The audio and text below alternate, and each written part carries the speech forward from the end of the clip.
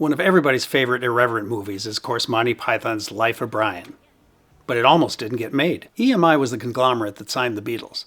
They also had another unit, EMI Films. That unit was run by Lord Bernard Delfont, and they were providing the funding for Life of Brian. The script made its way to Lord Delfont, who read it and was appalled. He was fearing the religious backlash, so he deemed the script unacceptable. So EMI pulled its funding literally days before production was to start. Couldn't have got involved a little bit sooner there, Bernie? At the time, George was a good friend of Eric Idle and a longtime fan of the Pythons. In fact, after the first episode of The Flying Circus, George actually wrote them a fan letter. And just a year earlier, Eric Idle had created the mockumentary for the band The Ruddles, All You Need Is Cash, and George loved it. So when EMI pulled its funding, Eric called George. He immediately got involved, called his business manager, Dennis O'Brien, and said, listen, I love the script and I want to see this film done.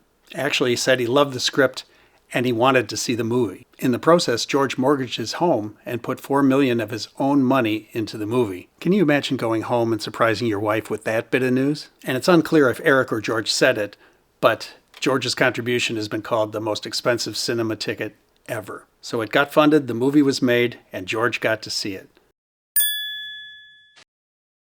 In fact, millions of others did. It was wildly popular. The movie ended up being banned in numerous countries, including Norway of all places, which gave it the kind of advertising, promotion, and just word of mouth that you just can't buy. George continued in the movie business for a while with his company, Handmade Films, with varying degrees of success. And it turned out that Dennis O'Brien, George's business partner, was a crook.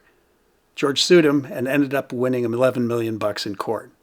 And that just goes to show you. Always look on